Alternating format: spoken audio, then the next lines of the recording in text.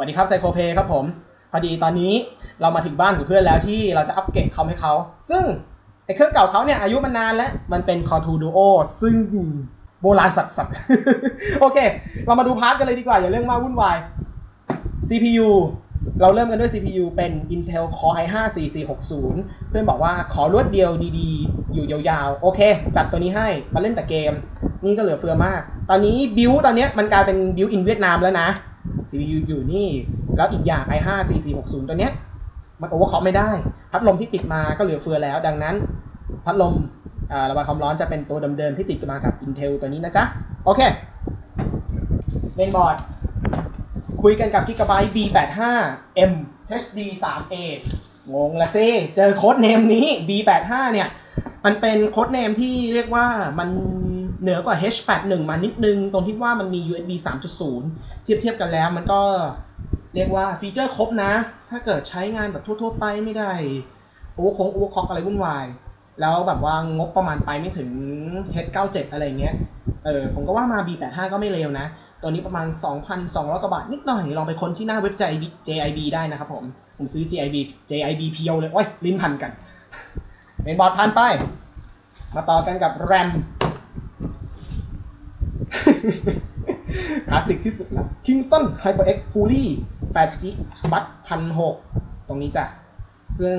เพียงพอแล้วสำหรับการเล่นเกมไปอีกสักพักใหญ่ๆวัดกว่าที่ CPU มันกว่าที่เกมมันจะกิน RAM 16G มันก็ต้องกินเวลาอีกสักพักนึงนะดังนั้นแค่นี้เหลือละจัดไปจ้าเพื่อนอยากได้ฮาร์ดดิสก์เราจัดให้กับ Toshiba ตัวเดิมที่เคยอยู่ในเครื่องของเรา Toshiba 2TB 1 ลูกหมุน 7,200 รอบซึ่งเวิร์กบอกเลยผมเล่นผมยังฟินเองเลยถือว่าแฮปปี้โอเคอยู่จากนั้น DVD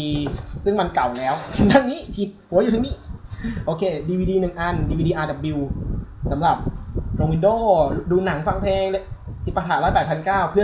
อนบอกขอหน่อยโอเคจัดให้ซึ่งตัวนี้ราคา490จะถูกลงมาประมาณ 5-60 บาทเพราะว่ามันไม่มีกล่องไม่มีสาย SATA อะไรมาให้เลยซึ่งถ้าเกิดอัปเกรดเครื่องใช้แค่นี้ก็ผมก็ว่าโอเคนะแล้วก็ดึงสาย SATA ตัวเก่าออกถอดมาอะไรเงี้ยหรือว่ามันเหลือเกินมาจากตัวเมนบอร์ดอะไรเงี้ยก็โอเคแล้วเหมือนกันส่วนหน้าจอเราคุยกับ AOC i2367 FH มันเป็นจอ Full HD 23 นิ้วที่มีพอร์ต HDMI กับ DVI ติดเอาไว้กับตัวละซึ่งเวิร์กมากเอาจริงๆผมอยากได้จอนี้แต่ตอนนั้น เสียใจมันกลายเป็นว่ามันติดเดทพิกเซลเต็มไปหมดเลยแล้วกว่าของจะมาก็อีก 2-3 วันขี้เกียจรอก็เลยเป็นเบนคิวอย่างที่เห็นในคลิปไปนะฮะซึ่งจริงๆจอเนี้ย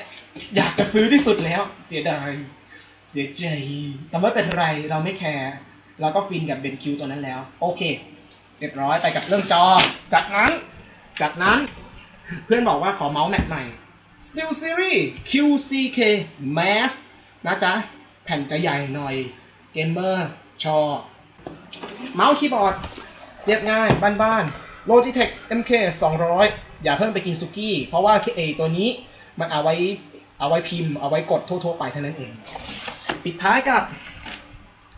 ลำโพงบ้านๆสักตัวหนึ่งของ Sterno ไม่มีอะไรเลยไม่ต้องห่วงอันนี้คือการอัปเกรดของเก่าเขา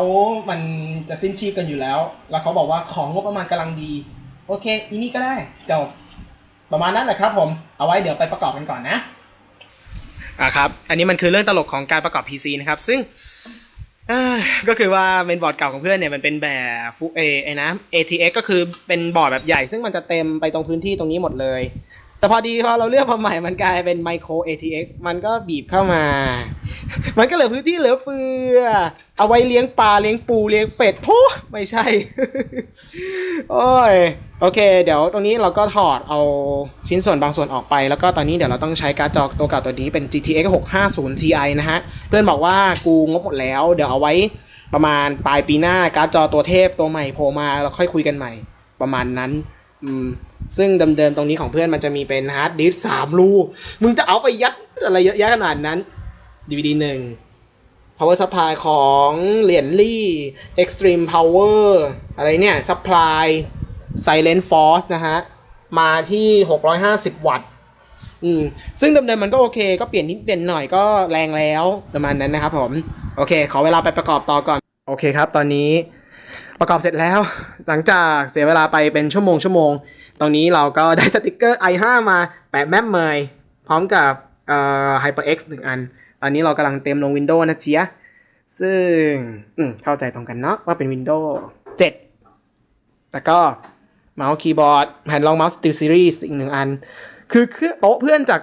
ต้มเป๊ะสวยอ่ะคือสวยขึ้นเยอะอ่ะจบแล้ว